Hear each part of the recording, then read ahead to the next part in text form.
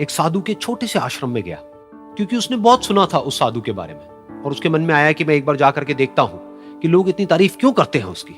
तो जब वो उस आश्रम में गया तो वहां पर एक छोटा सा कमरा था जहां पर एक कालीन बिछा हुआ था। वहां पर कुछ लोग बैठे हुए थे नीचे और साधु जी सामने बैठे हुए थे।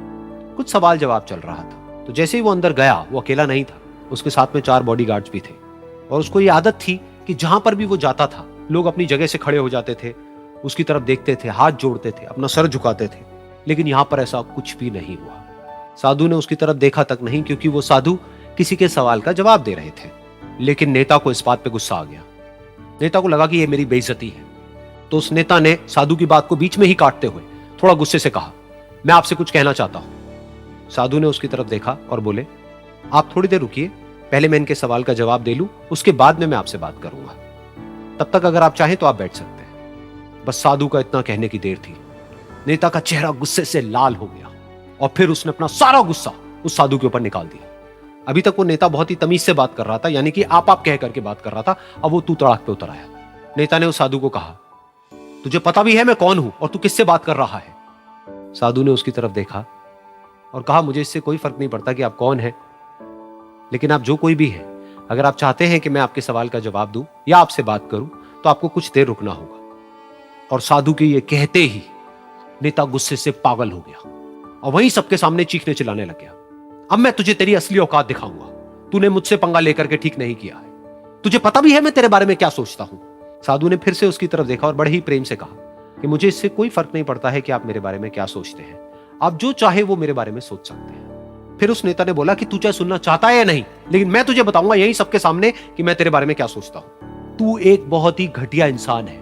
तू कोई साधु नहीं है, तू एक ढोंगी है, पाखंडी है, और यहां पर जितने भी लोग बैठे हैं उन सबको बेवकूफ बना रहा है। तेरा बस एक ही मकसद है कि इन लोगों की जेब में जितना भी पैसा है वो सब तेरे पास में आ जाए। तू अपने फायदे के लिए इन लोगों का इस्तेमाल कर रहा है और अब मैं तुझे नहीं छोड़ने वाला। तेरा पर्दाफाश करके रहूंगा पूरी दुनिया के सामने।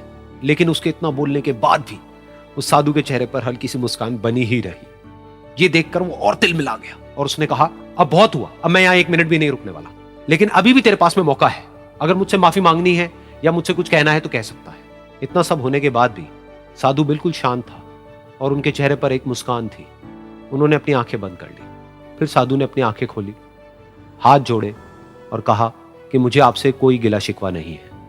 मेरे मन में आपके लिए कोई भी गलत ख्याल नहीं है।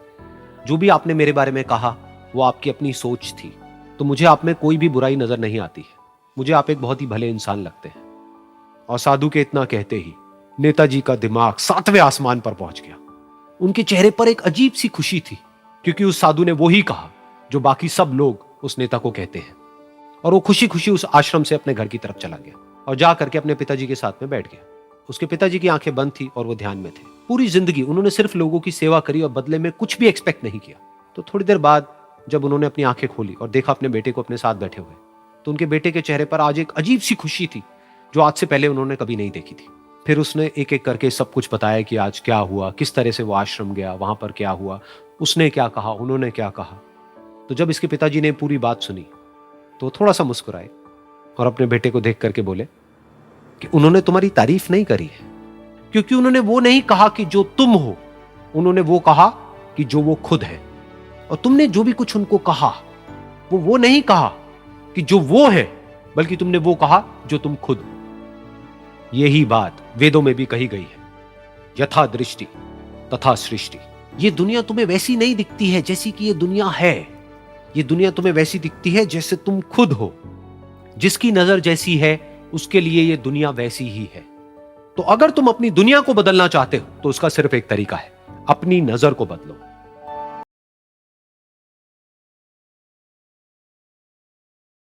ये कहानी है एक छोटी सी बच्ची की जिसको बहुत गुस्सा आता था, बात बात पे गुस्सा आता था। और जब उसको गुस्सा आता था तो वो ये नहीं देखती थी कि उसके सामने कौन है, और जो उसके मन में आता था वो सब बोल देती थी। कई कई बार तो वो कुछ चीजें उठाती और जमीन पे फेंकती और तोड़ देती। तो उसके माँ बाप बहुत परेशान हो गए। उनको समझ नहीं आ रहा था कि वो क्या करे। उन्होंने बहुत कोशिश करी उस बच्ची को समझाने की अलग अलग तरीके से, लेकिन वो बच्ची समझ ही नहीं रही थी। फिर एक दिन उसकी माँ ने उसकी ट्यूशन टीचर से बात करी, क्योंकि ट्यूशन टीचर ही एक ऐसी थी जिसकी कि वो बात सुनती थी। तो उसकी टीचर ने उसकी माँ की सारी बातों को सुना और उनको बोला कि आप चिंता मत करो, आने वाले कुछ दिनों के अंदर अंदर ही इस बच्ची का गुस्सा पूरी तरीके से खत्म हो जाएगा। उसकी माँ को समझ नहीं आया, लेकिन फिर भी उन्होंने कहा कि कोशिश करने में क्या जाता है। फिर उस दिन रोज की तरह जब वो टीचर आई और वो क्लास शुरू होने वाली थी, तो उसकी टीचर ने उस बच्ची से कहा कि आज हम पढ़ाई नहीं करेंगे, आज हम एक गेम खेलेंगे। तो बच्ची ये सुन करके बहुत खुश हो गई। फिर टीचर उस बच्ची के साथ में उस घर के पीछे एक दीवार के पास में जाकर के खड़ी हो गई और उस टीचर ने उस बच्ची को कहा कि गेम ये है कि अब जब भी तुम्हें गुस्सा आए, तुम्हें एक कील लेनी है और यहां पर आकर के इस दीवार में गाड़ देनी है, थोड़ी सी, जितनी हो सके। फिर उस बच्ची ने टीचर से पूछा, लेकिन इससे क्या होगा? तो टीचर ने कहा कि जब ये गेम खत्म हो जाएगी तो तुम्हें एंड में एक प्राइज मिलेगा। फिर उस बच्ची ने बिल्कुल वैसा ही किया जैसे कि उस टीचर ने कहा था, यानी कि अब उसको जब भी गुस्सा आता तो वो जाती और जा करके एक कील उस दीवार में गाड़ देती। तो जैसा कि उस लड़की को बहुत गुस्सा आता था, तो पहले ही दिन वहां पर 10 से ज्यादा कीलें गड़ गई। लेकिन उन कीलों को गाड़ने के लिए उसको बार बार पीछे जाना पड़ता और जा करके उस कील को गाड़ना पड़ता। तो उसके दिमाग में आया कि जितनी मेहनत मैं लगाती हूं उस कील को गाड़ने में, उससे कम मेहनत में मैं अपने गुस्से को कंट्रोल कर सकती हूं। अगले दिन 8 कीलें गड़ी, उसके अगले दिन 6, फिर 4, फिर 3, फिर 2, फिर 1। फिर एक ऐसा भी दिन आया जब एक भी बार उसको गुस्सा नहीं आया और एक भी कील उस दीवार में नहीं गड़ी। और वो बच्ची बहुत खुश हो गई।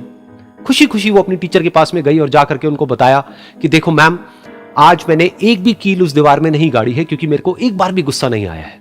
तो मैम ने उसको थोड़ी सी शाबाशी दी और मैम उसके साथ में उस दीवार के सामने जाकर के खड़ी हो गई। अब मैम ने उस बच्ची को कहा कि गेम अभी खत्म नहीं हुई है, अब तुम्हें क्या करना है कि जिस भी दिन तुमको बिल्कुल भी गुस्सा नहीं आता है, उस दिन के एंड में तुम एक कील को इस दीवार से निकाल दोगी। तो बच्ची ने वैसा ही किया, लेकिन क्योंकि कीलें बहुत ज्यादा थी तो 1 महीने से भी ज्यादा टाइम लग गया उन सारी कीलों को बाहर निकलने में। लेकिन एक दिन ऐसा भी आया जब सारी कीलें उस दीवार से बाहर निकल गई। फिर वो बच्ची बहुत ही खुश होकर के अपनी टीचर के पास में गई और जाकर के बोला कि अब उस दीवार में एक भी कील नहीं है। तो उसकी टीचर उस बच्ची के साथ में उस दीवार के सामने जाकर के खड़ी हुई। उसने देखा कि एक भी कील नहीं है दीवार में। फिर उसको उसकी एक फेवरेट चॉकलेट गिफ्ट करी और बोला कि तुम इस प्राइज को जीत गई हो। बच्ची बहुत ही खुश हो गई। फिर टीचर ने उस बच्ची से पूछा कि क्या तुमको इस दीवार में कुछ नजर आ रहा है? तो बच्ची ने कहा, नहीं मैम, इसमें तो कुछ भी नहीं है, सारी कीलें निकल चुकी हैं। तो उस टीचर ने कहा, एक बार ध्यान से देखो, शायद कुछ नजर आए। तो उस बच्ची ने दोबारा देखा और कहा, वो जो कीलें मैंने गाड़ी थी उसके कुछ निशान मुझे नजर आ रहे हैं दीवार में। जब बच्ची ने ये देख लिया, फिर उसकी मैम ने उस बच्ची को कहा, जैसे तुमने इस दीवार में कील गाड़ी और अब तुम उस कील को तो निकाल सकती हो लेकिन उसके निशान को नहीं मिटा सकती, ठीक इसी तरह से होता है जब तुम गुस्सा करती हो। जब तुम गुस्सा करती हो अपने माँ बाप पे या किसी पे भी, तो उनके दिल पर चोट लगती है, उनको दर्द होता है और वहां पर एक निशान रह जाता है। उस निशान को तुम चाह करके भी हटा नहीं सकती, फिर चाहे तुम उनसे जितना मर्जी माफी मांग लो। ये सुनकर बच्ची को अपनी गलती का एहसास हुआ और वो रोने लगी और वो भागती हुई गई और अपनी माँ के पास में जा करके उनसे गले लग गई और अपनी माँ को बोली कि मम्मा, मैं आज के बाद कभी गुस्सा नहीं करूंगी, मुझे समझ आ गया है मैंने क्या गलती करी। और उस दिन के बाद उस बच्ची ने कभी गुस्सा नहीं किया।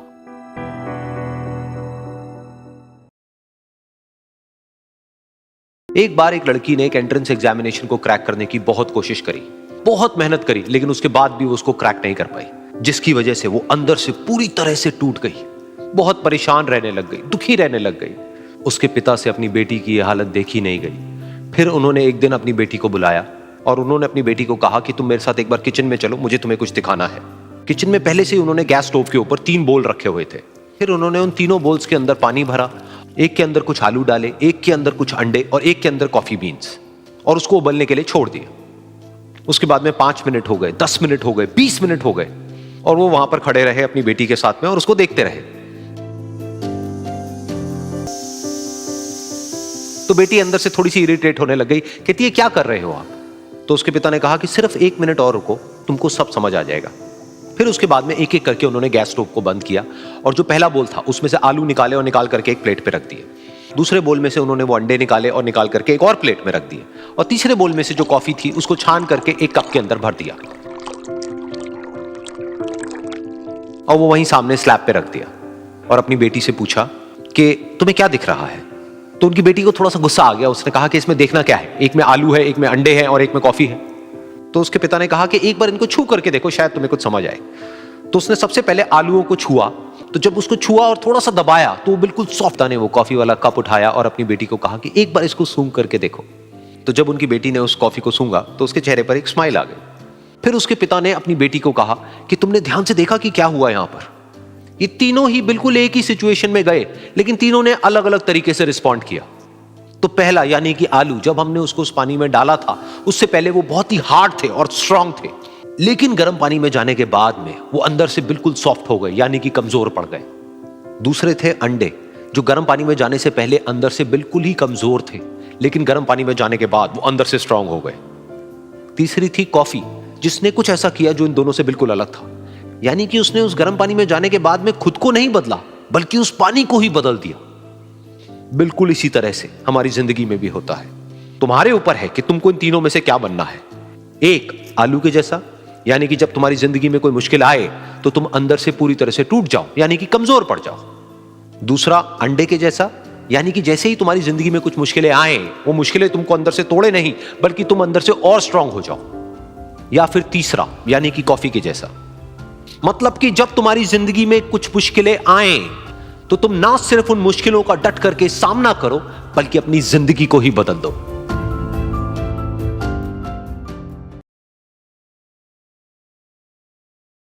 ये कहानी है दो दोस्तों की, जो कि एक छोटे से गांव में रहते थे। एक बार वो दोनों किसी काम से शहर गए और वापस अपने गांव लौट रहे थे। उनके गांव तक पहुंचने के लिए उनको एक घने जंगल से होकर के गुजरना था, और जब वो उस जंगल से गुजर रहे थे तो एक दोस्त को प्यास लगी और वो पानी ढूंढने के लिए रास्ता भटक गए। थोड़ी ही देर बाद शाम हो गई और रात होने ही वाली थी, तो उन दोनों की नजर एक गुफा पे पड़ी जो कि पेड़ों से घिरी हुई थी चारों तरफ से। तो उन्होंने सोचा कि यही जगह ठीक है रात बिताने के लिए। तो दोनों ने कुछ लकड़ियां इकट्ठी करी, उस गुफा के अंदर गए और आग जला करके वहां पे बैठ गए। रात का वक्त था, गुफा के अंदर आग जल रही थी, बाहर बिल्कुल अंधेरा था और कुछ जानवरों की आवाजें आ रही थी। तो उन दोनों में से जो एक दोस्त था वो अंदर ही अंदर डरने लगा, क्योंकि उसने भूत प्रेतों की बहुत कहानियां सुनी थी कि रात के वक्त जंगल में कुछ भयानक आत्माएं भटकती हैं, और अगर उनको कोई ऐसा भटका हुआ आदमी मिल जाए तो उसको नहीं छोड़ती। तो जब उसने भूत प्रेतों की बात अपने दोस्त से करी तो उसके दोस्त ने हंसते हुए उससे पूछा, क्या कभी तूने किसी भूत को देखा है? तो उसने कहा, नहीं मैंने तो नहीं देखा, लेकिन मेरे कुछ जान पहचान के लोग हैं जिन्होंने देखा है। तो उसके दोस्त ने उसको समझाने की बहुत कोशिश करी कि यार ऐसी सुनी सुनाई बातों पर विश्वास नहीं करते हैं, अब तू सो जा और मुझे भी सोने दे, मुझे नींद आ रही है। और इतना कह करके उसका दोस्त वहीं पर लेट गया और थोड़ी देर में सो गया। लेकिन वो जो अंदर से डरा हुआ था वो लेट तो गया, लेकिन उसको नींद नहीं आ रही थी। उसको लग रहा था कि शायद यहां पर कहीं कोई है जो छुप करके कहीं से उसको देख रहा है। उस आग की वजह से कुछ परछाइयां बन रही थी वहां पर पत्थरों पर, तो उन परछाइयों को देख करके भी वो डर रहा था। फिर कुछ घंटे तक ऐसे ही चलता रहा। फिर उसके बाद में क्योंकि वो थका हुआ था तो उसको नींद आ गई। लेकिन नींद आने के कुछ देर बाद ही उसको एक सपना आया। सपने में उसको एक बहुत ही भयानक परछाई उसकी तरफ बढ़ती हुई नजर आई। अब जैसे जैसे वो अंदर से डरता चला जा रहा था, वो परछाई उसके और पास आती चली जा रही थी और बड़ी होती चली जा रही थी। और उस परछाई में एक हाथ उसको नजर आया जिसके बड़े बड़े नाखून थे, और वो हाथ उसकी तरफ बढ़ता चला गया और उसके गले तक पहुंचने ही वाला था कि तभी वो डर करके एकदम से उठा। फिर उसने अपने दोस्त की तरफ देखा जो कि सो रहा था, उसको पकड़ करके जोर से उठाया। फिर उसने अपने दोस्त को बताया कि उसके साथ में क्या हुआ। तो उसका दोस्त फिर हंसने लगा। फिर उसके दोस्त ने उसको कहा, अब अगर दोबारा से तुझे वो परछाई दिखे तो तू वही कहियो जो मैं तुझे कह रहा हूं कहने के लिए, फिर देखते हैं वो परछाई तेरा क्या करती है। तुझे अपने अंदर ही अंदर बोलना है, मैं तुझसे नहीं डरता, सामने आ। तो उसके दोस्त ने वैसा ही किया। थोड़ी देर बाद दोबारा से उसको सपने में वही परछाई नजर आई, और वो परछाई धीरे धीरे उसकी तरफ बढ़ने लगी। लेकिन इस बार वो उस परछाई से डरा नहीं, बल्कि अपनी पूरी हिम्मत जुटा करके उसने वही कहा, मैं तुझसे नहीं डरता, सामने आ। मैं तुझसे नहीं डरता, सामने आ। मैं तुझसे नहीं डरता, सामने आ। जैसे जैसे वो ये बोलने लगा, वो परछाई छोटी होने लगी और उससे दूर होने लगी। वो बोलता रहा, वो परछाई छोटी होती रही, और धीरे धीरे वो परछाई दिखनी बंद हो गई। बिल्कुल ऐसा ही हमारी जिंदगी में भी होता है। हमारे अंदर जितने भी डर हैं, उससे हम जितना डरते हैं हम उतना ही छोटे होते चले जाते हैं, और वो डर उतने ही बड़े होते चले जाते हैं। लेकिन अगर हम अपने अंदर के डरों से नहीं डरते हैं और उसका सामना करते हैं, तो दुनिया का ऐसा कोई भी डर नहीं है जो कि हमें डरा पाए।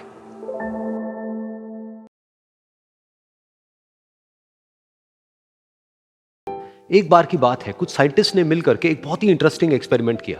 उन्होंने क्या किया कि एक बहुत बड़ा सा पिंजरा लिया, उसके अंदर 5 बंदरों को रख दिया और वहां पर एक सीढ़ी लगा दी। उस सीढ़ी के टॉप पर कुछ केले रख दिए। फिर उन साइंटिस्ट ने क्या किया कि जैसे ही कोई भी बंदर उस सीढ़ी पर चढ़ता केलों तक पहुंचने के लिए, तो ऊपर से ठंडे पानी की बारिश करने लग जाते। तो जैसे ही वो ठंडा पानी गिरता उस बंदर के ऊपर जो कि सीढ़ी पर चढ़ रहा था, वो फटाफट से नीचे आता तो पानी बंद हो जाता।